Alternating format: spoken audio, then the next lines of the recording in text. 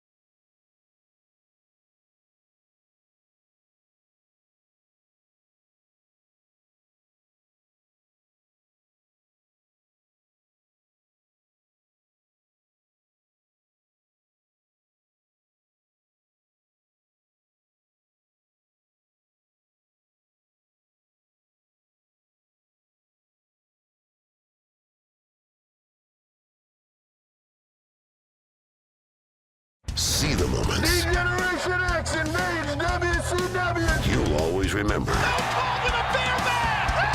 Like never before. Occupy Raw has taken over. With Raw, the first 25 years, packed with rare photos, profiles of your favorite superstars, and so much more.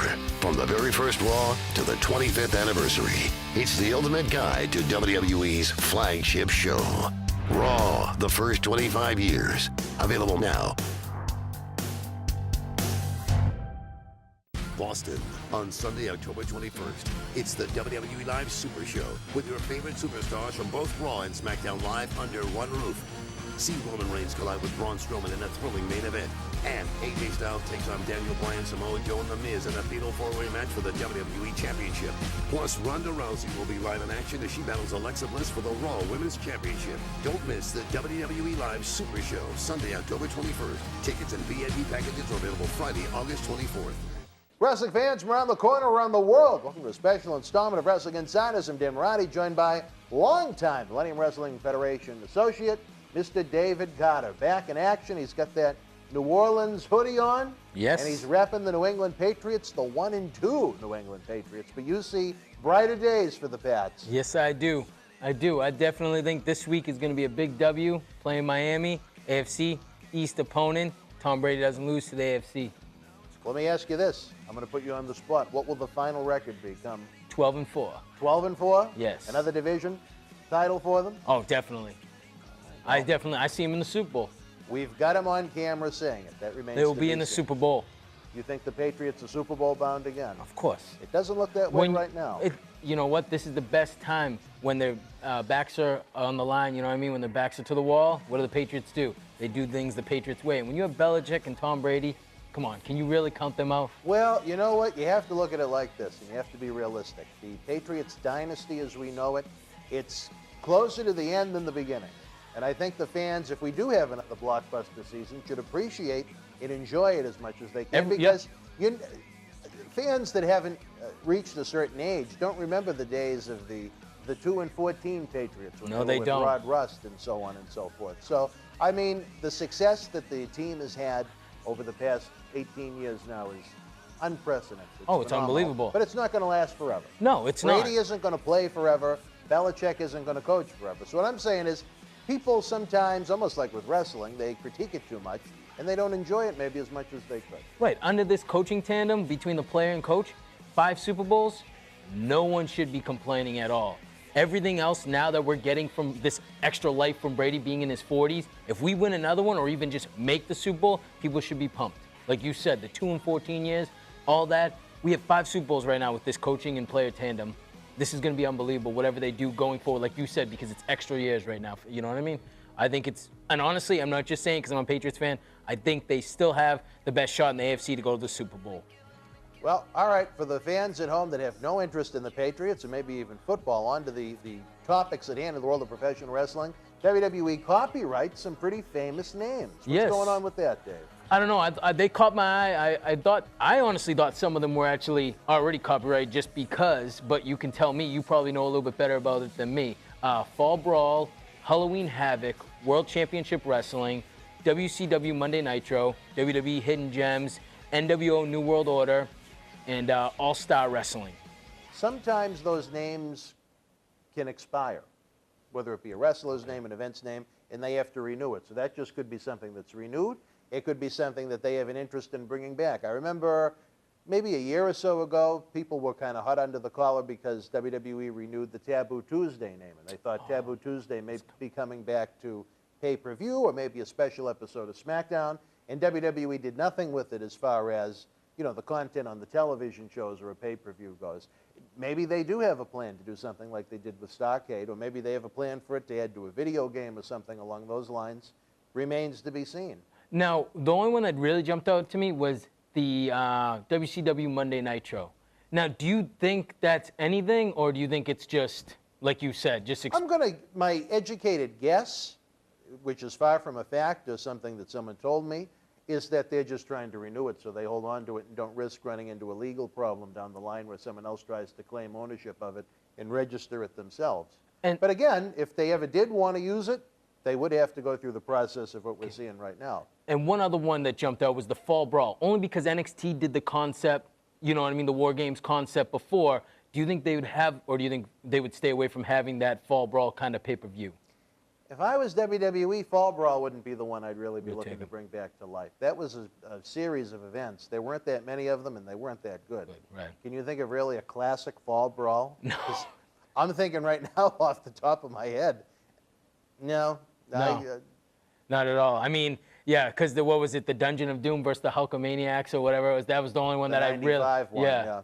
I can remember a few of them. I just don't remember any of them being that good. No, and you remember the Ultimate Warrior one, right? Yeah, when poor Davey Boy Smith, it was the end for him when he fell on the trapdoor. Oh, my God. Terrible. Well, hopefully Fall Brawl will not be one they choose to bring back to life. I agree. In my opinion. Yeah. The Starrcade House Show, I think, is great. I'd like to see it turned into a WWE Network special, even if they don't go, you know, balls to the wall with the production But just to have it because, like you said. Yeah, I'd enjoy it. I wish they did it last year when they had it in North Carolina. I know, the I crowd don't know looked why great. they picked Cincinnati this year for it. I don't know. Maybe that honestly should stay somewhere in North Carolina, like you said. Yeah, I think it would. I think it'd be healthy for the area, and I think it would help attendance. Totally. One man's opinion, as I like to say. Hey, my opinion too. I agree with you. Well, what else do we got? Abyss is getting inducted to the TNA Impact Hall of Fame. Very happy about that. Abyss is a good man. Had him here many times in the Millennium Wrestling Federation. Yes. Kind of, well, it can be a little quirky sometimes, but all in all, I mean, a man that gave literally his blood, sweat, tears to the professional wrestling industry, and he spent all those years, other than the independents, in Impact Wrestling. So I think that's well-deserved.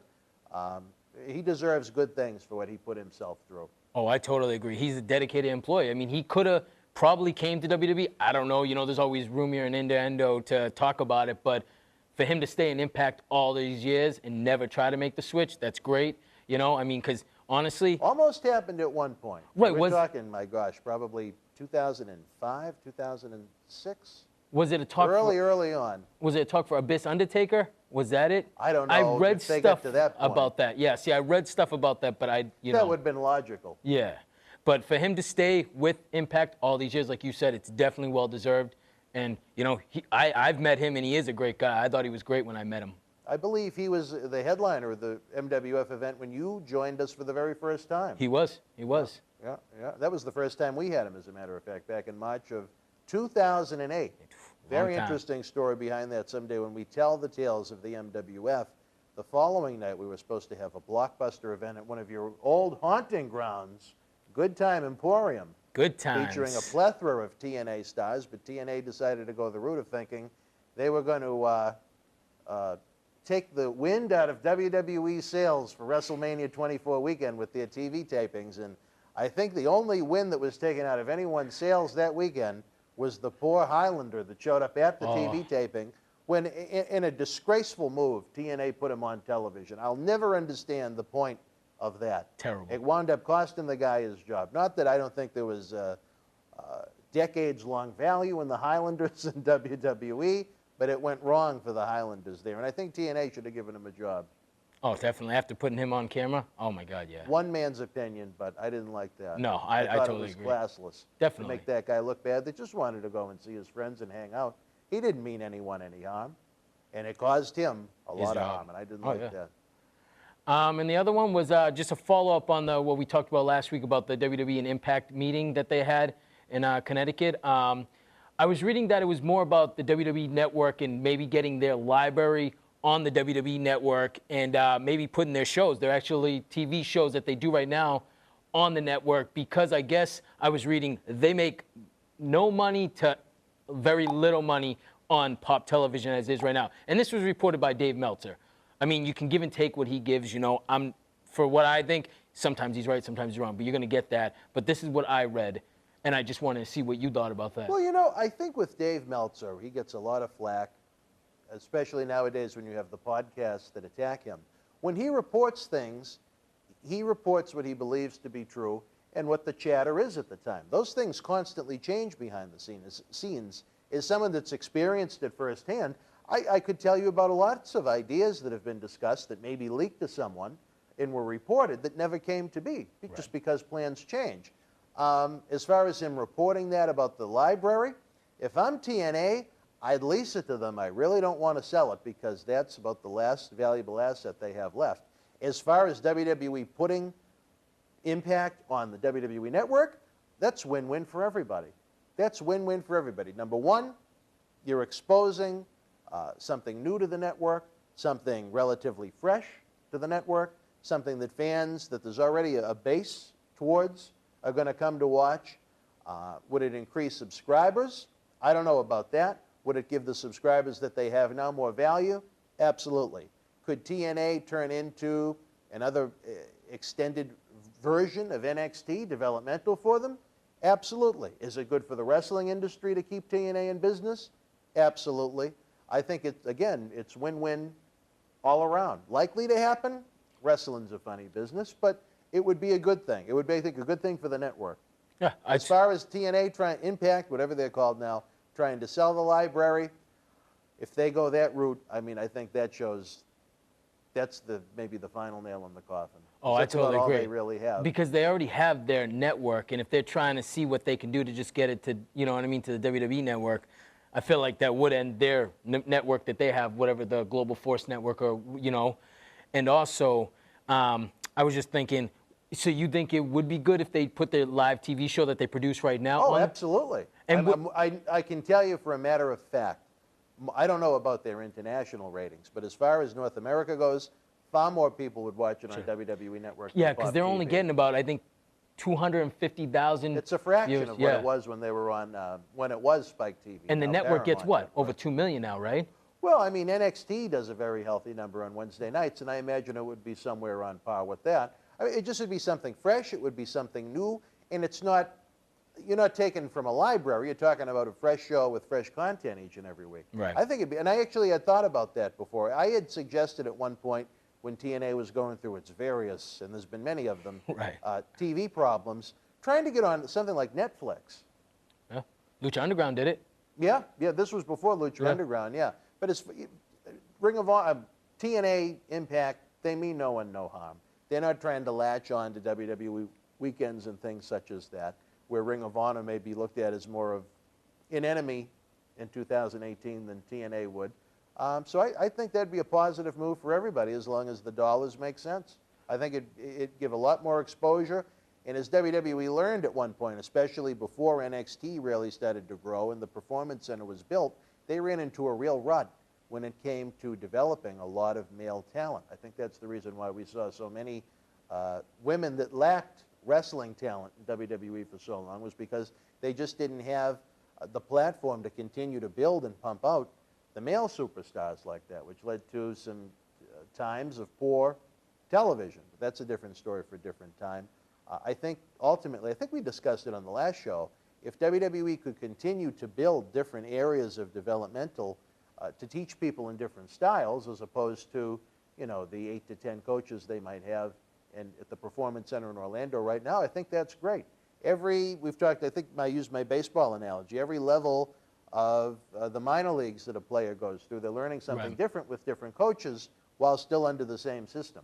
I'd like to see there eventually be Performance Center Orlando, Performance Center California, Performance Center Toronto, just to throw out different big cities. Yeah. So they're learning from different people, and they can be sent to almost like a territory system. Before they get ready to go for WWE, they can go and learn in different places. Impact Wrestling could be a great spot for them. They really have no mainstream stars right now on that roster. I mean, you're talking about slim pickings in Impact Wrestling right now. Well, you're perfect. Austin Aries is their champion, and he was just cruiserweight, 205 Live in WWE. Right. So, I mean, that's, like you're saying, there's no real big superstar there. I totally agree with that, too. I hope it happens.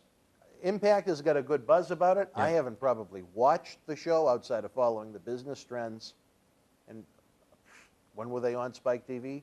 No, I saw on that Destination America channel that had all the haunted house shows.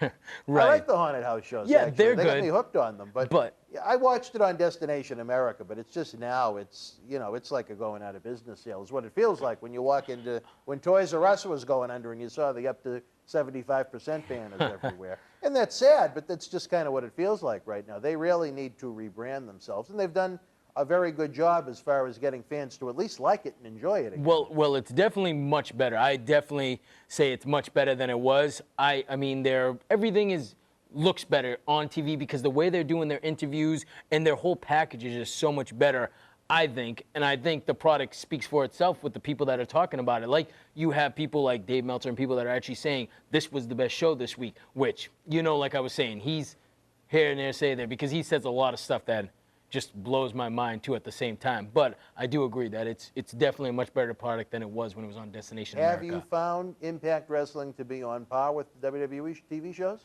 Certain weeks? Some weeks, yes. Yeah? I totally do, thing. just because they don't do the same segment, like almost like, back to back, like we were talking about last week, Dolph and Drew on the same show 5 different times. Right. They don't do that kind of stuff, which is kind of refreshing, you know what I mean? And it's a different feel on the show. And they have a lot of good talent, just not that main star talent like we were just talking about.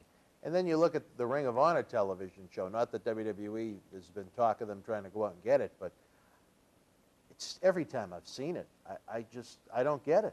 Yeah. It's just there's no sizzle, there's no pizzazz to it. Well, it's boring. You have some good athletes, but the presentation, it's like there's 0 storylines to it. Right, it's just pure wrestling, exactly. That's what that show is. But you know what? They did do something no one probably thought they could ever do, and that was sell out MSG. So for not having any storylines, they did do something that no one ever thought could happen. Well, I think to be fair, at the same time, I think you could have took that faction with Cody Rhodes and the Young Bucks, and they could have done that themselves like they did in Chicago. I don't think they needed the Ring of Honor name. No. I think, if anything, the Ring of Honor name kind of latched on to what they were trying to do. Yeah, they I agree with that. They needed each other in essence. Yeah. I agree with that. Yeah, because they probably needed some of the Sinclair Broadcasting and all those people to step in with MSG. Yeah, I agree. I don't know. I know there are passionate fans for it, but again, you're talking about people that say wrestling is so hot and so popular right now. That's a company that's been in existence 16 years that, in the most part, usually doesn't draw more than 1,000, 1,500 fans to their shows. Their TV show still isn't on the same channel at the same time every week, which Impact Wrestling even is at this point. And they're with a powerhouse network in Sinclair that has so many stations. But the people like it. As long as they keep the checks from not bouncing and everybody's employed, I think it's a great thing Ring of Honor is still in business. Yeah, I totally agree. I hope they continue to grow. To get me interested, it would have to be a little different. Right, you'd need a little story, a little something with it, and not just the wrestling. I totally understand, and I get that. I mean, me personally, I enjoy it, but I've gotten used to it. You know what I mean? I make sure I watch it every week and everything like that. So you get used to it. But someone like you, where you're more story-driven based too with the wrestling, yeah, I could see how it's a tougher watch. I have no problem with great wrestling. I think the athleticism in professional wrestling right now in 2018 is the best that it's ever been. It's just the present. I can't think of really one, what we'd call promotion organization that really is hitting it out of the park as far as their storyline presentation goes. Might have to say NXT is the best one. Yeah. I think a show that would be the third or even fourth string quarterback in WWE, is disappointing. Oh, I totally agree. But that's what I was talking about is Impact. If you gave it a shot and watch a few weeks, they do have some great stories going. Like if you watch, they have some good stories that they're following through each week. It's really good television now. I wish you would give it a shot. You know? Well, it's Thursday nights still on Pop TV. 8 o'clock. I'll have to try and slip it on the TV here down at the studio some night when I'm editing again. I I want TNA, I want everybody to succeed, because again, that's good for the health of the industry. I just continue to wish that there was someone doing it different. I get you. I understand. I think, you see, the WWE, it's too much sports entertainment for the most part. With Ring of Honor, there's just nothing other than matches. Nothing other than matches. That is true. I mean, yeah. Smaller guys doing fantastic moves inside the ring, but there's little rhyme and reason to most of what I see being done. Impact, I haven't seen enough of it.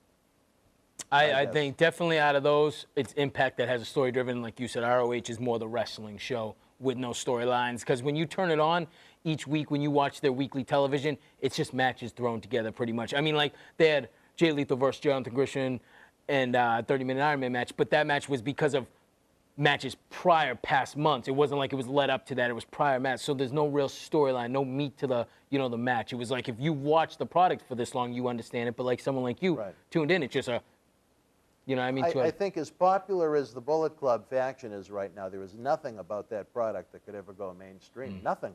You can sell out Madison Square Garden once. Can you do it twice? I don't know. Do they have an easy time selling out Manhattan Center when they run there? I don't know if I'd say an easy time, but they're not running MSG every time they're in New York. Well, and so I was listening to something, and someone brought up a good point. They sell out MSG ROH, but then when they'll go like their weekly show, like live events, they maybe do 1,000, 500. That was like the point I made a little while ago. Yeah. Right. There's just nothing about it to make me say I need to go out of my way to see this. Right. Never mind reach into the pocket and open up the wallet and spend some money on it. Exactly. I hope that changes. Yeah, I totally agree. And they do have some good talent down there. Oh, they sure do. And I mean, that WWE could maybe get their hands on at some point, or Impact or whatever. But I mean, the All In show and the MSG show that's happening, coming up, I agree. I think that's the totally exception tough. other than the rule. Right. I can't see them doing, and let's be fair. They don't have to sell out Madison Square Garden for that show to be successful. Right. MSG is an expensive venue, but I mean, if they were to go into bigger sized venues and draw 4,000 or 5,000 people, while not a sellout, that's a successful night at the office for them. I totally agree. If they could get to that level, that would be a great thing. Let me ask you this. Everyone seems to be so concerned about sellouts. Sellouts are great, but that doesn't mean they're not turning a profit and doing great business if it's not sold out. Okay, so let me ask you this then real quick. If when WWE runs MSG again, do you think they're going to put the best card out there just because they want to sell it out, you know what I mean, and make it look that good? Well, they're there the day after Christmas, and it's a SmackDown house show. But the card, I mean, even though it's a house show, is the card, who's going to be on it? Have you seen? I haven't looked. I've seen the commercial for it, and I don't think there's anything like they're not going to bring a Taker or anything like that? Well, that was funny. Back in July, when there was talk of, it was before the whole Ring of Honor situation broke, one of the Mexican, I think it was AAA, or one of the, I might be wrong, but I think it was AAA, one of the Mexican groups wanted to run Madison Square Garden, and that's why, even though they already had Rousey, they added Undertaker to the July house show. Okay. And it seems like they shot their bullets as far as that goes, because how many special attractions do they really have? You know what I mean? I'd love to see Undertaker do that house show. I think they should always build up MSG as something special. I think all the MSG shows should be on the network. I totally agree, because that's the platform. That's the the bar for them. I thought that was going to begin. Oh, you weren't with me on that trip down to New York when they did the. I think it was called Live at Madison Square Garden when they did Brock Lesnar and Big Show. Yeah. I was there with good friend Dreamy Mimi. Oh wow. The wife of WWE alumni Oscar. Must have been a good time. It was a good time in New York City. That's all that matters. My favorite city, my favorite venue. I would love to be there on December the 26th. We should if go. WWE would have me as their guest, hint, hint. Definitely. We'd love to be their guest. Yes, anytime. Anytime. And again, as you see the graphics scrolling on the YouTube version of this, they are going to be in the area hot and heavy through the month of October throughout Maine, Connecticut, Massachusetts, Rhode Island. Head on over to WWE.com And for Connecticut, complete right? ticket information. I said Connecticut. Oh, whoa, okay. Listen, open your ears. Okay, I'm just getting Take the hat excited. off. I'm excited Easy. here. All right. Nothing better than WWE Live. That's right. And I'm going to push this right now because it needs to be said. Whether you love the WWE television presentation, whether you hate the sports entertainment element of the presentation, if you go to a WWE live event, it's absolutely fantastic. To me, I may be in the minority, but the live events, what most people would call a house show, I can't get enough of them. I think they are the best bang for your buck. You get 7 or 8 matches at intermission. Wham, bam, thank you, man. No promos, no skits. I absolutely love the non-televised events. And it's cool because it's not something you can see on TV. And that's the aspect that I like too, is that it's a live event. Only people that are in there is the 10, 15,000, whatever, how many people there get to see that show, and that's it. Right. And then you can go tell someone about it. It's not like, did you see Raw last night and everybody's seen it? You know what I mean? This is a special show for you if you go to the live show.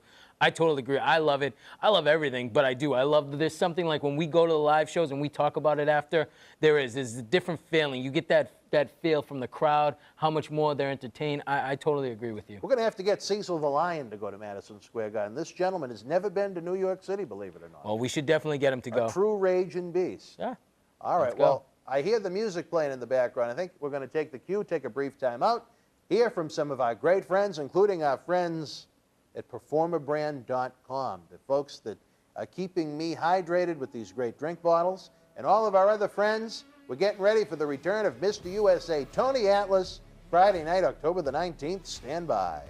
Well, Tony, we have a lot of fun when we do these shows. We're going to be a little bit serious for a minute. September, it's widely known, it's Pediatric Cancer Awareness Month.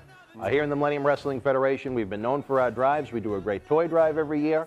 And we do one for Make-A-Wish around WrestleMania time. But, you know, whether it was inspired by the Jimmy Fund's annual August telethon that they have at Fenway Park, what WWE has done with Triple H and Stephanie McMahon with Connor's Cure, I thought, you know what, the kids mean a lot to me. You know, WWE, they do a lot with Breast Cancer Awareness Month, but the kids, you know, they're part of the core of why this industry exists, to put smiles on faces. And, you know, when you see video footage of some of these kids that have been stricken with such a horrible disease at such a young age, it made us want to take action. So you, myself, Dr. David Reese, a lot of our friends that are going to be participating, Topps baseball cards, a lot of great vendors, WWE themselves are going to be donating some great items to this raffle. It's going to go on through the month of September with the winner being announced on the 30th. Check out some of the prizes we have. We'll be right back. Wrestling fans, whether you're around the corner or halfway around the world, you can enter into our Pediatric Cancer Awareness Mega Raffle, where one lucky fan wins an entire jackpot of prizes. The winner will have Tony Atlas create them a one-of-a-kind drawing of the person or people of their choice, plus a personal phone call from Tony himself. You'll get a 2018 WWE Backlash pay-per-view chair, not one but 2 boxes of WWE Topps trading cards that include WWE Autograph Guaranteed.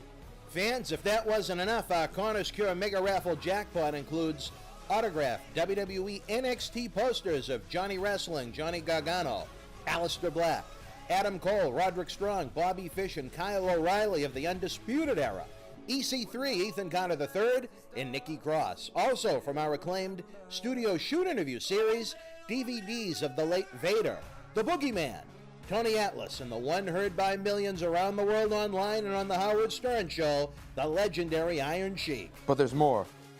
We have the autobiographies of The New Day, Chris Jericho, and Daniel Bryan, the former Shakers of Brock Lesnar, Seth Rollins, Ultimate Warrior, and Sasha Banks, the new WWE Watch Your Mouth game, WWE Superstar and Bella Twin Cold Cups, much more to be added. We also have merchandise bundles that will be available for purchase online as well. Visit bostonwrestling.com to help the cause today. The Queen showing no signs of slowing down. Charlottesville on Sunday, October 14th. WWE Live returns with a massive main event. Witness WWE Champion AJ Styles team up with Jeff Hardy to battle United States Champion Shinsuke Nakamura and Samoa Joe in a tag team match. Plus, Mela is money. See Carmella collide with Asuka for the SmackDown Women's Championship. And don't miss Charlotte Flair and The New Day Live. It's WWE Live in Charlottesville on Sunday, October 14th. Tickets and VIP packages are available. It's the biggest event in live entertainment. Welcome to WrestleMania! But it doesn't come together overnight. Now, we've chronicled the journey of this incredible in-depth look at the year-long life cycle of WWE's biggest event. Go behind the scenes and get the inside stories straight from some of WWE's biggest superstars with exclusive candid interviews you won't find anywhere else. Creating the Mania, an inside look at how WrestleMania comes to life. Available now.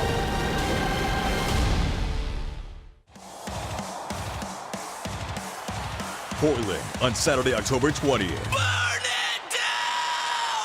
Experience WWE Live with an epic main event as Dean Ambrose returns to team up with Seth Rollins as they take on Dolph Ziggler and Drew McIntyre in a tag team match. Plus, the B-Team and the Revival collide for the Raw Tag Team Championship. And don't miss Finn Balor and many more. It's WWE Live in Portland, Saturday, October 20th. Tickets and VIP packages are available.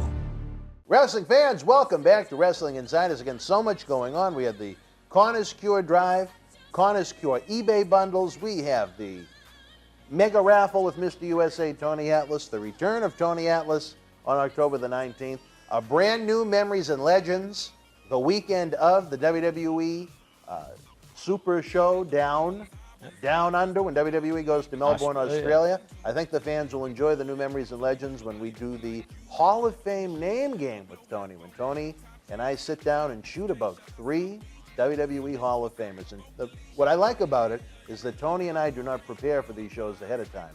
What he says is what comes to his mind instantaneously. So it's right off the top of his head. It is. I like it. He I never like knows. that. The only person we ever let know ahead of time what was happening was Vader. Okay. Because he was very anal about it. It was still a good interview, but I like to do the interviews with the element of surprise. Yeah. That's just me. Yeah. So a lot going on BostonWrestling.com, and as always, you can join over 50,000 tremendous professional wrestling fans on Twitter at MWF Project X. A lot of the weekends of the pay-per-views, we do free giveaways. Great stuff. You can't beat that. Free. The price is right. Right, exactly. Like a Quincy Rustani meal, free. Definitely. What about the Patreon? Well, the Patreon hasn't officially launched, fans, Good. but we want to get you ready for it, Exactly. baby. The Patreon over-the-top channel, we're going to have studio shoot interview DVDs, full-screen ad-free experiences with the Memories and Legends, the Wrestling Insiders. We're going to hit the Millennium Wrestling Federation video library. I think it's worth saying. Tomorrow, we're taping this on the 27th. On the 28th, it's the 17th birthday of the Millennium Wrestling Federation. What a 17 years it's been. Someday I'm going to have to tell the complete story behind the first debut event in Revere, Massachusetts at the former home of ECW, Wonderland Greyhound Park, just mere days after 9/11. And what the heck that meant to the live event presentation we had for the fans that night. It's an interesting story. It was an interesting event that had Road Dogg, Grandmaster Sexay replacing his dad, Jerry the King Lawler. The Superfly, Jimmy Snuka, went to the top rope for one of the last times. We had ECW alumni there. It was an interesting night. For as little as $6 a month, with some awesome rewards, we're going to have a channel for you. It's not going to change month to month like Netflix. When they put things up, they take them away. We want to put everything up for you to enjoy. We're going to do it in installments where every week a few more new videos, matches, interviews, and so on are added. We're going to have a lot of fun. Again, continue to visit BostonWrestling.com for information on that. And the Twitter, the Facebook, and everywhere else we are. And it's all going to lead to just more things happening. The fans want more guests in addition to Tony Atlas. This is their chance to prove it. They want live wrestling events. This is their chance to prove it. I totally agree. It's the best you can spend your money on because, like we said, you buy the subscription to Patreon, and once you do that, it can help us so we can get more guests that you want to see on here, and you get all that library and all that extra stuff that Dan was talking about. Totally worth it. You know what they all want for the match? We're going to go back to January of 2011. Okay. The WWE United States Champion Daniel Bryan challenging At that point, the $1 million investment, Tommaso Ciampa of John Bradshaw Layfield's Uprising faction, Tommaso, now better known as the NXT champion. Just had a baby girl, Tommaso. If you're watching, which you're probably not, congratulations. I hope the baby has a long, happy, healthy life.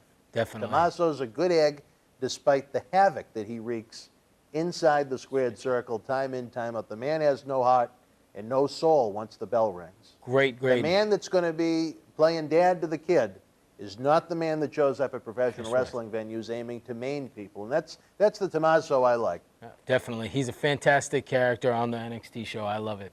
I love it. Fair enough. All right, let's get into Raw. First, we kicked it off with a new open. Did you see the new open? I thought it was great. Yes, it brought it back to where it was back in the Attitude, even before, like 2002, 2003. And I liked how they used forever at the end, because they used to do that. I don't know why they ever got rid of that. Yep. Why did they get rid of that? Do you know, or is they it didn't just call and ask my opinion? Well, sometimes you know. I know you. That I do not know. Okay. Well, let's get right into it. Corbin and Steph went backstage with Triple H. What was it? Steph isn't happy basically with the job that Corbin was doing. Did you see any of that promo, or how do you feel about that? I think the less of Stephanie McMahon is the better. I think in small doses, Stephanie McMahon can be effective. I'd like to see the whole general manager, commissioner thing just done away with. I think it's stale. We've seen it. So what do you do with Angle, though? Who? Angle, if you're going to get rid of Angle's off TV now anyway. Right, but, okay, so he's not, I'm saying, so he's never going to come back? Because if you get rid of the general manager spot. I think he's someone eventually you're going to see come back to wrestle a few times. Okay, so he's going to be, all right. Are they going to have a battle of general managers between Angle and Corbin or something like that? Probably.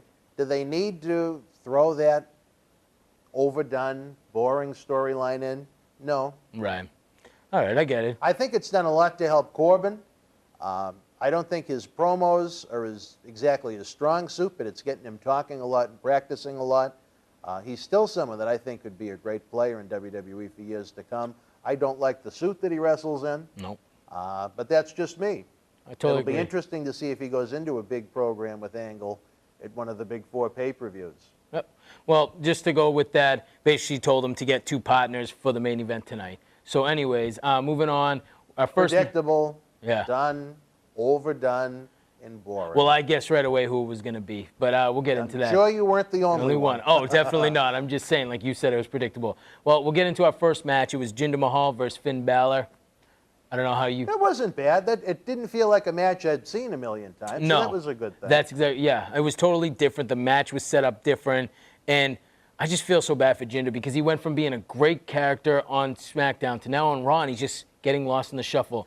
Well, just because he's not in the main event on Raw doesn't mean exactly. But I just feel like the thing of the Shantae. I think he's effective in what he does. I mean, let's face it. I don't think he's a main event guy. Can he be an upper card guy? Sure. Can he be an effective heel? Absolutely. I think he's an effective heel. I think he was in there with a good opponent in Finn Balor.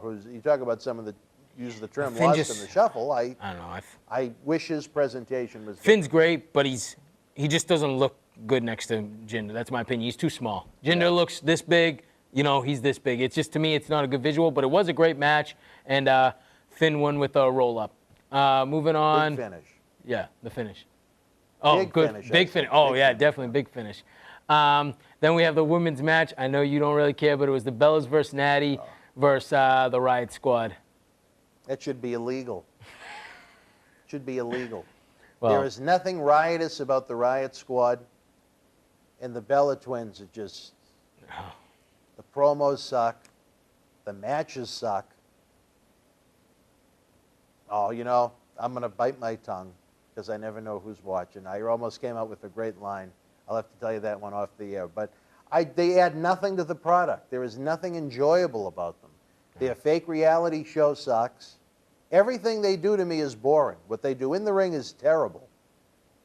Yeah, I mean, yeah, I guess so. I know why they're there for just their show pretty much, but I totally agree with you. I feel bad for Natty because she has to be with them. And she's she's awesome, and she just gets lost, like you said, with the Bellas.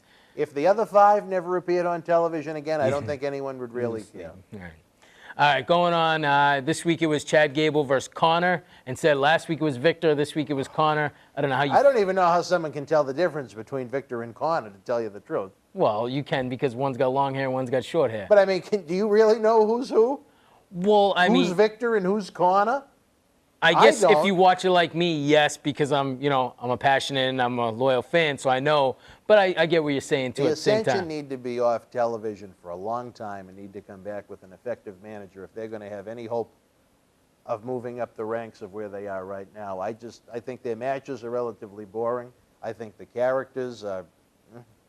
And like I said, I believe last time we mentioned them, what they put them in the ring on one of the Raw anniversary shows when they were beaten up when they were relative newcomers by APA and the New Age Outlaws and the NWO, they castrated them right off the bat, and no one's cared about them since. And they talked all that smack about the old teams and everything. People don't like that because a lot of people respect the old teams. All right, so moving on. This is actually something that we could talk about a little bit. Is the tag team title match between Drew and Dolph versus the Revival. I thought that was a fantastic match, and I'm a big fan of the Revival. They are very good, very good. And you know the funny thing? One of those two gentlemen competed in the Millennium Wrestling Federation in MWF South down in North Carolina, and I have no idea which one it was. Scott Dawson or Dash Wilder? I don't know. I don't have a clue. Oh, wow, okay. And another one, I don't know the difference between those two. Oh, my God. Okay, well. They haven't done enough to get them over if I don't know the difference between the two tag team members, in my opinion. Right. I mean, I like them. I think they're fantastic. Oh, I like their matches. I just don't know which one is which. Right. No, well, I'm just going, I like them. I think they're a fantastic tag team, and they don't do all the high flying and everything like that. They're great. They're like an old school tag team, which is awesome to watch. It's different. It's refreshing in the WWE. The Beverly Brothers were like that. I couldn't have told you which one was Blake and which one was Bo for years. It wasn't until one of them left and the other one stayed around to do job duty in the early years of Raw that I knew the difference between the two of them.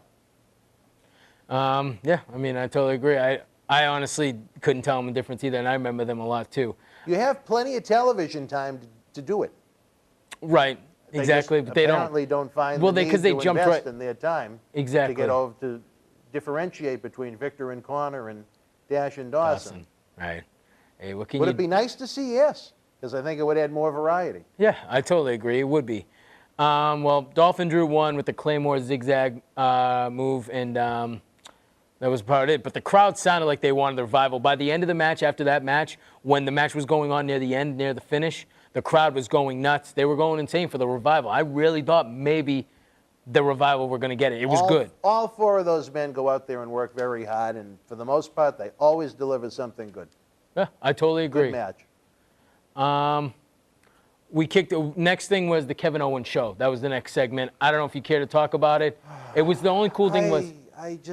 Why do we need to have these boring, repetitive interview segments? Is there anyone craving, I want the Kevin Owens Well, it was there to show? hype up the Super Showdown because Kevin Owens and Elias was in the ring, and they're going to be tagging together. And Leo came out, did his thing, and we talked about that. I like my buddy Leo. He's a great hype man. Always happy to see him. Great hype man. I don't understand why he's a babyface, but that remains to be seen. I think eventually Leo is going to go with the heel, the feud with Bobby Lashley. I mean, I like his tagline, smells like money, looks like money. I think that's awesome. That's perfect what Lashley needs because Lashley right now hasn't gotten over big in the WWE, and I think this will help him with Leo. Leo Rush sat in the very chair you're in right now. Oh, wow, okay. Back in 2015 when him and Velveteen Dream, my good friend Patrick Clark. Hey, he's someone else that's moving up the ranks in NXT. He's fantastic. For someone I may not like much as a human being, as far as what he's done in the business, he's done great for himself. I can't deny that, as much as I may hate him. And then we had the match between Bobby Lashley and Elias, and that match was okay, ended in a DQ. I mean... the problem with Elias is, the character has grown on me to some extent. I think he's done a good job with it, but once the bell rings, it's just flatlines. It blows my mind. It flatlines. Yeah, the WWE invests... It's like Bobby Roode. It flatlines. They like the entrance, but once the bell rings, nobody cares. Well, and that's the thing is WWE invested so much time into him. I mean, he has that little album out. They have a show on the network for him. He does these segments with the guitar and everything, but then when he gets in the ring, it's just like you said, it's... I don't think he's as over as you'd be led to believe on television by the great reaction he gets when he does We Want what is it? Walk We with, what does Elias, WWE stand whatever for? it is, yeah. When they tried to do that concert with him, SummerSlam weekend, it sold about 6 tickets. And they wound See, up I didn't look canceling at that, it. but okay. All right. That's disappointing. Is the book closed on Elias? No. He's someone that's still around, and there's certainly room for improvement. But to me, when he has a match, there is nothing to it. I mean, yeah, it's totally And just it's too bad. It is, Hopefully because that'll change as time goes on. Right, But and he's all gimmick and no substance. Right, and he's definitely looks the part. He looks the part. He looks like a great. wrestler. He He's got a looks great great. Yeah. He's a big guy. He's not some little 5'8" guy going in there doing flips. He looks like Seth Rollins' older brother. But there you go. You know what I mean? There you go. Maybe a cousin. Right, or cousin. Then we had what I know you were looking forward to: Nia Jax versus Alicia Fox. I know that was the match you were looking forward to the most. Well, you know what? If anyone was ever going to get the tattoo, nobody cares, put on their shoulder, they could put that match and the date underneath. Okay. And then we're going to move on from there. Nia Jax won the match. The main event. That was a real big one. It was. The Shield versus Corbin, and the two guys that joined with him was AOP. What did you think? What a great way to showcase the Authors of Pain. Finally. Why they have the little guy with them as their manager. Makes no sense. And why does he dress like him? It makes it look weak. I don't get it. Why does he dress like him? If he's just a manager, why is he dressing like him? It just doesn't make any sense to me. It looks like a little kid dressed up for Halloween. It's like his brother, like dressing like his brother. I don't get it. You know, nothing. I really don't see too much of 205 Live. He seemed pretty good in the role of general manager. He's great. He's great at that. It's not so good with AOP. No, I don't like it. And if someone knows, tell me. I don't care. I just don't understand. Why does he dress like AOP? Like, he comes out looking like him. It's not like he's in the match. He's a manager. That's all he's ever going to be. The managers don't dress like the guys, ever. It just blows my mind. But the match was great. It was a great match. And I wish they'd bring back Paul Ellering. Sure. I totally agree. A manager that is more effective in making them seem dangerous. Yeah. I think having him around makes them seem, not that they've actually done anything in that direction as of yet, but almost a comedic element to them. And they don't need to be comedy guys. They need to be big, destructive guys. Yeah. And apparently, I'm going to guess they're not great promos themselves, which is why they had Paul Ellering. They don't really speak much, it's not like... And there's nothing wrong with that. There's a lot of guys that have found great success in professional wrestling that haven't been great promos, and they had a manager to deliver it for them. I think really wouldn't have fit the gimmick all that much, but I would have rather have seen Leo put with them. Leo. I would have rather him coming out talking trash to whoever. But, what about an old school manager that's out there that could... They had one, Paul Ellering. Right, but we said if he can't, because he doesn't, he wasn't... Is there anybody else? There's a lot of guys you could probably... A lot of them are probably too old at this point. Right. But they could use something to enhance what they do. I don't think that's... Is his name Drake Maverick? Yeah. There you go. I mean, I gave it some thought. I think a perfect one would be James Mitchell. I think he's a fantastic, and I think I'll tell you this, I love James Mitchell. Me too. I don't know if he'd be perfect for that gimmick, but it'd be better than Drake Maverick. I think because it just reminds me of the new church when he was in Impact. I think it looks like that. It feels like that to me a little bit. Maybe if you tinkered the two Author of Pain members a little bit. Right. But because they're like the evil villain, you know what I mean? Something like that. That's just me throwing it out there. But the match was great. They did a good job, and it was good to see them finally in some kind of substantive match, and it was good. Yeah, no, I think it did a really good job showcasing them and making them seem important. What did we just say about Revival and Ascension? There's nothing done to differentiate. Not that I could tell you the difference between, what are they named, Razor and... Razor, oh my God. Yeah. Yeah, exactly. I can't tell you even the two AOP members' names, but they're big, mean, nasty. Putting them in that main event spot after giving them so many squash match wins, I really like that direction for them. That shows how valuable the squash match can be, as opposed to having them wrestle Rude and Gable 15 weeks in a row in some form. They got their moves over. They got their characters over.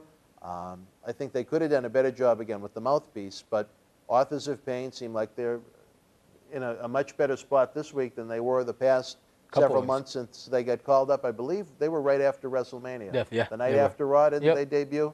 Yeah, and they left Paul Ellering at ringside. Yeah, and that was the end of poor Paul.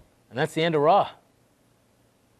That's how, I've seen worse. The Shield won. And I'm going to tell you something else. I've seen a lot better in my life. Me too. I totally agree. Do you want to move right into SmackDown? Go on. Let's see what we got. Well, we had a segment that I was a big fan of. I don't know how you feel, but it was the Truth TV. Instead of Miz TV, it was Truth TV with R-Truth and Carmella. Too fucking long. And I'm not going to throw out the swears all that much because if you're going to, like Mick Foley says, if you're going to throw the F word out, have it have some value to it. That whole segment with the lousy interview segment in the match went a half an hour. The match wasn't that bad, but what's with the pairing of Carmella and Truth? I mean, why? I'm going to disagree with you 100% on this. I think it's awesome. I think it's fantastic. Something for the Truth to do. And I think Carmella. Yeah, no, I'm glad that they have R-Truth and doing Carmella something. and him together look great. I think it's fantastic. No, I didn't like it. And plus, they're a team in Mixed Match Challenge, so that has something to do with it too. But I honestly thought it was great. Me and my buddies and everything, we were texting each other, and we loved it. We were really into big with we were laughing because the way he delivers is hilarious. And then the 7-second dance off, I think it's awesome. It's just a good thing. It's funny. It gets the crowd involved. I liked it. It's not like they walk out. It's a good use of comedy with R-Truth. Right. He's not a guy that's going to main event and be a serious, dangerous He had his time, yeah. I totally agree. It's a good use of R-Truth. I just think a half an hour of it on a 2-hour show was way too much. Oh, the time, yeah. Way too Yeah, the much. time definitely should have been cut down. I totally agree. But I didn't hate the segment. I thought it was fantastic. I thought it was hilarious. But, I mean, me and you, we different on that stuff. Wasn't exactly my cup of tea. Right. I thought it wasn't something I really liked, but I thought it was a good use of Right, and Daniel R-Truth. Bryan being out there helped too, you know what I mean? I mean, there had to be a little bit. But anyways. Well, Daniel Bryan needs a fresh coat of paint. For someone whose return was looked forward to for so long, well, I think he's done nothing of any great substance since he's come back. Well, once this match happens, the Super Showdown between The Miz and him, I think that's going to catapult his time coming back. I think so. And then, like you said, the match ended up being R-Truth versus The Miz. And, I mean, what did you think of the match? Did you? The match wasn't all that bad. Again, I just couldn't believe it went the whole segment from A to Z between the interview and the match went over a half an hour. It was too long. I mean, I totally agree. And I like long matches. I just that wasn't the one. Yeah, I totally agree. I mean, it was a long match, and it was good, though. They worked good together. I mean, The Miz ended up winning, getting his show back, or whatever you want to call it. I just want to ask you, I wrote in here because Becky Lynch came up next. You like her heel turn, or whatever you want to call it? Yeah, I do. I think it's effective. I think it puts the spotlight on her. I think it's increased the interest in her. I think it's kind of believable what they're doing. It's something that the fans at home can resonate with. Right. Yeah, they've done a great job with Becky Lynch. Yeah, Great job with Becky Lynch. She is. She's good, and she plays the character well. I like all her visuals, the way she delivers things. She's perfect.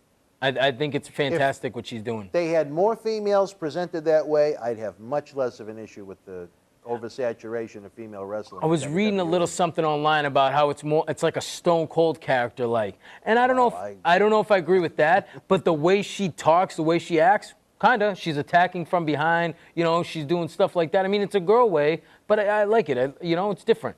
It's totally different for women because, like you said, there's no other women wrestlers that are doing something like that. She's doing better right now than she was a couple of months ago, and that's a good thing. And it just blows my mind. The crowd is so behind her than Charlotte because it was the total opposite before. I think Charlotte is eventually going to get the Roman treatment as a babyface. Because what, she's already been women's champion 6 times? I can't keep track of it. I think it's 6 times, and that's just too much. Yeah. That the title reigns are so unimportant. That's me. Moving on, Sheamus versus Big E. What'd you think? Wasn't that bad. No. Of all the 3 New Day members, Big E's the one I probably wanted to see the least, but, you know, it was fine. And we disagree on that. I told love you, Big E. Sheamus and Cesaro have really grown on me as a tag team. Oh, they definitely. I think they're great as a tag team. That was a good idea to put them together. Yeah. Neither guy was going anywhere fast in the singles rank. That I tell you this, when Mick Foley announced that best-of-7 series between the two of them, you almost split up. But in the end of the story, and I don't know if it was the long-term plan, but to put them together as a team has worked great. Great. Oh, I totally agree. I think it was great. I mean, I don't agree with you. I think Big E's awesome, but we'll disagree on that. Sheamus won with the bro kick. Moving on, we had the Rusev, Aiden, and Lana segment out back. And he's talking about, Aiden says there's going to be something next week about Milwaukee. We don't know what it's about, but it's Lana, videotape, Milwaukee. No idea. But it gives them something. It gives those 3 people something to, you know, do. Like I said last week when they came up, I think, or my worry is that you're going to see Aiden English fall into the rut that Damian Sandow fell into when the stunt double nonsense ended with him and The Miz, where he was super over, and then they just lost interest in him as a character, and he wound up leaving the company soon thereafter. Right. Well, I hope not. We'll see what happens. He thinks, in some essence, he's carrying on the legacy of Eddie Guerrero now, so that's something hopefully we'll still see. He's a hard worker. Yep. For the character that he portrays, I think he does a good job with it. Oh, yeah. Is it one that has a lot of longevity to it? As of right now, I would say no. No, because it's basically done with Rusev, and that's it. I don't think he could do it anywhere else other than that. Well, So I mean, agree. as far as him, Aiden English, long-term in WWE, is he Oh, with someone you this- can see a long future for? As from what I've seen so far, probably not. Usually with the comedy characters, don't have long runs. No, not a run, but I could see him on the roster for a while. I hope so, because he's You know a what good I mean? talent. Yeah. And then from there, we had, I know you look forward to this, Naomi and Asuka versus Mandy Rose and Sonya Deville. What you think of that? I like Asuka an awful lot. You don't like Naomi? Yeah. Naomi's grown on me. One thing about her is she goes out and she works. She's very athletic. Very hard. Even if she isn't the greatest technician or whatever term you'd want to use, she always works very hard, and I respect that. The other two, I think Mandy Rose is a nice-looking lady. I wouldn't have put them She's on the television diva yet. instead of the wrestler. No. Man, there you go. Someday I'll have to tell you about the unedited version of the Velveteen Dream Patrick Clark interview with the discussion. I would love to hear What's it. her name in WWE now? I know she was Daria on Tough Enough. Sonya Deville. There you go, Sonya Deville. There we go. We'll have to know. That's something to look forward to. Maybe we can get him to share it with you guys, too, out That there. would cost someone their livelihood. but Okay, so whatever. maybe not. There you but go. I want to ask you, what about the Iconics? Did they do anything for you? Oh! No? Iconically awful. Okay. Again, they're just bad. Yeah. Pretty ladies. I'm sure they go out and they work very hard at what they do, but they offer nothing that's I believable. look at it as it's an There NXT. is nothing to it. It's NXT gimmick, not up here, though. Not on the main roster. I could see it being done in NXT, All right. but not in the WWE SmackDown. I really didn't see much of them in NXT. I saw them on some live events, but no, it's Yeah. not working. It's not working up here, no. For a company that wants to present these women as equal to the men, it's not doing the trick. Huh? I mean, And it's not going to do the trick. They No. just don't have it in them. I Are think there other roles for them? Maybe, but as far as female wrestlers go, no. me personally, I think it's annoying. That's why. It's So I was embarrassing asking, to yeah, me. it's not embar- working. Maybe they'll get some value out of them on the show in Australia when they take on Asuka and Naomi. But other than that, I see no reason why they're there. Yeah. They're not good enough. It's totally, for me, an NXT thing. Next, we have Nakamura versus Ty Dillinger. I don't know how you...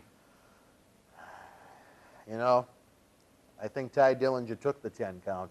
Well, yeah, because Randy Orton came Stick a out. fork in Ty, he's Randy done. Orton came out, got involved, beat him up. I don't know. How do you feel about Nakamura, Randy Orton? Do you think that's a good story they're getting into now? Because Jeff Hardy's out of the picture, as we can tell. Nakamura has lost so much turning him heel.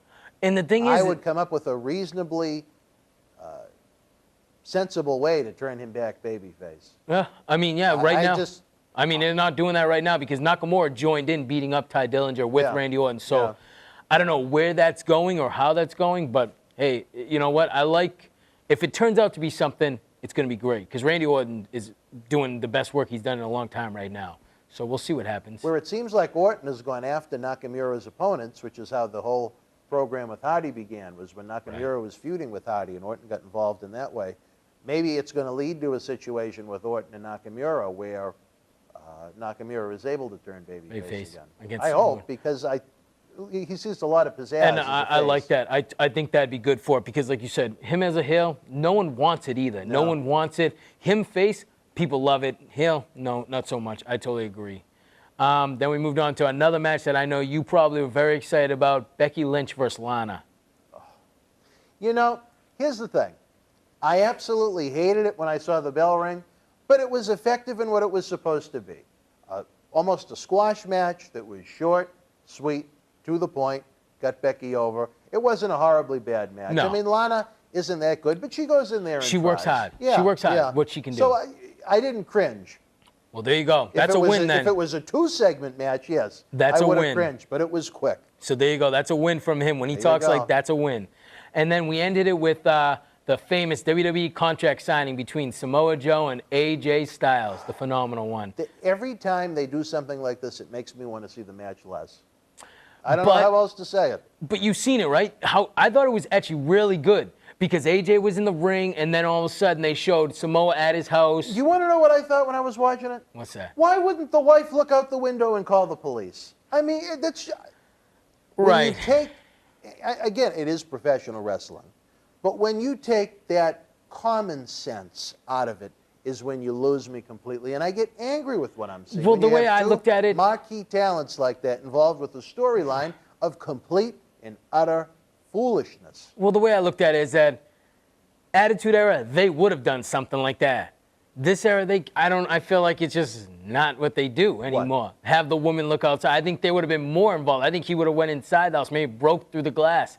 But because it's not that. It's just a storyline I'm not interested in. It's stupid. You know where I would have been interested me more? I don't know. I think if AJ Styles, let's say, is in the ring doing the interview, and Samoa Joe comes on the screen, he goes, "You want to see what I did last night?" As opposed to doing it live. You know what I mean? Like, no one would call the police if this was actually happening. You know what made me laugh? When they showed the mailbox and it said Styles on it. Right. I don't know why. I just got a kick out of that. I did too. I can admit, I did chuckle out of that. But the rest of it, it's to me, a way to continue the feud, I guess. You know what? You should put a little Twitter vote out there. See how they feel about this whole storyline. Because honestly, I like it. I think it's fantastic. Maybe it is, some of it's not believable, like you said, she didn't look out the window, but I think it's great work. Joe's cutting some of the best promos I've ever seen him cut. The promo that he delivers is fine. It's the material. But that's what I'm saying. At least the promo with the material I can deal with. I think it's good. Material that sucked that was delivered reasonably well. No, see, that's your opinion. I don't know. I don't agree with that. I think it was fantastic. I don't know. I mean, I understand the woman maybe looking, but maybe, you got to use your disbelief, Dad. Don't use all that. Just for what it is. Believe in what it is. That's the way I looked at it. And I thought it was pretty good. Foolishness. All right, I'll believe in foolishness. There you go. And that was SmackDown. That's how SmackDown ended. I mean, other than that, we have the Mixed Match Challenge. I don't know how you feel about talking about that. Go run down the big results, all right, baby. So we had ready. Mickie James versus Bobby Lashley versus Alicia Fox and Jinder Mahal. That was a big one, And they were called Country Dominance for Mickie James and Bobby Lashley. You like that tag team name? Sorry, I missed it. Oh, yeah. And you know what? They won. Country Dominance won. Good. And then we had what we were just talking about, R-Truth and Carmella versus Asuka and The Miz. And The Miz and Asuka won. And that's about it. That was for Mixed Match Challenge. I enjoy it. I love it. I think it's different. It's something to watch that's different than the regular SmackDown and Raw viewings, things like that. I think it's a fun time, a fun watch. As much as I'm poking fun at it right now, it is different. It's fresh, which is a good thing. But it's just more overexposure of talent that is already way overexposed as it is. Right. They've done nothing to make me want to say, tune in and watch Mixed Match Challenge. I watched the first episode of the first season, and I never watched it again. Not to say that what they did was particularly bad, but there wasn't anything of interest to me. I've seen enough of these people. Yeah, I mean, I agree with you there. I mean, I think it's more, and the thing is that why is it on so late? Like, wouldn't they want kids to watch? Because this is more like a kids-based show because it's just straight women, and it's on at 10 o'clock at night. Well, nowadays, you have the 205 live slot going on at 7:30 the night of the TV taping. Yeah. So they couldn't go that route. It's just weird because I feel like this is more for the kids. I know the whole product, but this is more for the kids, the way they do the things they do. But I guess, WWE does the way they want to do it. Well, I know you're looking forward to Mixed Match Challenge next week, baby. And I know someone at 10 o'clock on Tuesday night that will not be watching the Mixed Match Challenge. will be. That is me. Stan But I hope Murati. the fans like it. I hope they enjoy it. I hope they watch every week. Well, they have the little counter how many people are watching it. I think I've seen it get up to almost 49,000 this week. Good. Good. I'm We'll glad leave it at that. 49,000 Good. people We'll leave it at that. in. Good. Now, a couple of things I want to mention before we go as I hear the music. I was very happy, and I got into this party a little late, that our old, longtime friend, Mr. Wonderful Paul Orndorff, had hit hard times and needed money to pay the back taxes or he was going to risk losing his house. I didn't know anything about her. I would have tried to have helped, but the good fans out there and some good doobies in professional wrestling like Chris Jericho, and Diamond Dallas Page all donated to the efforts, and Paul has raised over $10,000 to pay off the taxes. As you may know, Paul was very sick with cancer, and he's also apparently having some issues with his memory as a result of concussions over the year. And again, Paul has been in this studio more than once. He's a man's man. He's a good man. I can imagine it was difficult for him to try and use a platform like that to ask for money from people, but I'm glad it worked out in a positive way. And I also wanted to send out congrats. You know how much I hate title changes and how WWE overdoes it, but there was one graphic I couldn't resist when I saw it come up, and that former MWF athlete, Kofi Kingston, has now held a tag team title in WWE for more days than anyone. I've seen that breaking too. the numbers of first Mr. Fuji and then Billy Gunn. And that's respectful. Kofi is a great egg. He's a good person. And he's one of the great athletes to ever compete in WWE. He may never be a heavyweight champion or the world champion or WWE champion, but for what he has done, that's quite an accomplishment for him. And he's had a pretty good 12 years now in WWE. And he stays new. He stays current. I mean, with the New Day I've never been bored with Kofi. No, not at all. I've never been bored Especially with when Kofi. he gets in that Royal Rumble match, you always want to see what he's going to do when he gets in there. And there are a lot of routines in WWE that I find myself bored with. Oh, Kofi, definitely. maybe it's because I know him, but you know what? I like when he gets in there. He's an athlete. Right. I respect him. So Kofi, if I had a hat off, he can take his hat off for me, for you. There you go. Anything else? We got Super Showdown coming up. Yeah, I mean, that's coming up. WWE We can talk about Live that. coming up all over New England. Next week, we can talk about a little bit of that. Hopefully, the headlines will be a little bit more. Mr. USA, Tony Atlas Oh, live. I'm excited Friday about that. night, October the 19th. Yes. We got the Patreon. We still got the last days of the Connors Cure. A lot of good things coming up. And you said you have the eBay thing too, right? We have eBay. Check out the Twitter. Yeah. We're pumping the links. Help out the kids. There's nothing worse in life. We talk about breaking down wrestling angles and wrestling storylines. There's nothing worse than seeing a sick kid. If the world of professional wrestling can do something to help, do it. Definitely. We got some great merchandise for pennies on the dollar. Yeah. That's my opinion. It's totally worth it. If you see on eBay and everything what you get with putting your money forward, it's totally worth it. Any wrestling fan or just a fan in general of just doing good things for people, this is awesome. It's definitely worth it. I looked at it. It's definitely worth the money, and you're doing it for a good cause. I totally agree with Dan. Definitely look into it. It's worth it. You know what it reminds me of to some extent? What's that? Your good friends from the 1970s, Aragon and Robbins. I have no idea. You'd have to ask Father Jurgen Leas about that. Okay. But we've hit the high points this week. It's kind of quiet week. I'm really looking forward to Super Showdown. I like those big international shows. I like the ambiance of that big stadium. I don't know if I'm going to be up at 5 o'clock in the morning to watch it, but I'm going to watch it when I wake up. How about Definitely. I totally agree. I'll be up watching it because I have to do something in the morning. Got to take a friend to the airport. What's her name? Oh, right. No, it's my buddy. I'll be taking him to the airport around 3 a.m. So then after that, I'll be home. I'll view it. I'll definitely watch it live. And, I can't wait for it either. All right, wrestling fans, you heard it. For Dave Carter, a man that'll always turn you down for a cup of coffee, but never for a little hot chocolate. I'm Dan Marotti. We'll see you next week on Wrestling Insiders. Be well. I'm Dan Marotti. And I'm John Cena Sr. Let us tell you how the action and excitement of the Millennium Wrestling Federation can help raise cash for your nonprofit cause. Experience the action and excitement of the Millennium Wrestling Federation live in your city, throughout New England, the tri-state area, down through the Carolinas, out to our friends in the Midwest and beyond. If your nonprofit organization is looking for an interactive turnkey experience while putting enough fun into fundraising, you've met the perfect tag team partner to work with every step of the way. The MWF offers a variety of packages for groups of almost any size, from our live events at the Boston Garden, the Kowloon Entertainment Dining Complex, and the legendary Suffolk Downs, to high school gyms and function halls. We've presented live events everywhere and anywhere. Since 2001, the MWF's mission has been simple: keep the kids off the streets. Under the leadership of President David Reese, we bring the superstars of yesterday, today, and tomorrow to your town. Not for a wrestling show, but an event that features action-packed in-ring wrestling, autograph, pose photo opportunities, Q&A sessions, and so much more. It's the best of sports and entertainment. the week of your event, we can add on to the endeavor with anti-bullying campaigns, library meet and greet reads, youth sport concussion seminars, and more. Our live events are fit for fans of any age from 5 to 95. This fall is part of our new Kids Club program. We offer live event experiences exclusively for the youngest of fans. On the flip side, we can produce a tailor-made event for fans of an older demographic as well. We work with you every step of the way to get the word out to fans near and far on our local television offerings and to over 50,000 fans and growing on our social media platforms. Your success is our success. If your group has had enough of candy bar and wrapping paper sales and has the energy to team with our passionate fan base, bringing the NWF experience to your community is the answer to put smiles on faces while raising cash for your cause. Contact us today to get the ball rolling for your custom-made event that you'll want to bring back year after year to your community. Don't just take it from us. Here are the folks we've teamed up with in the past.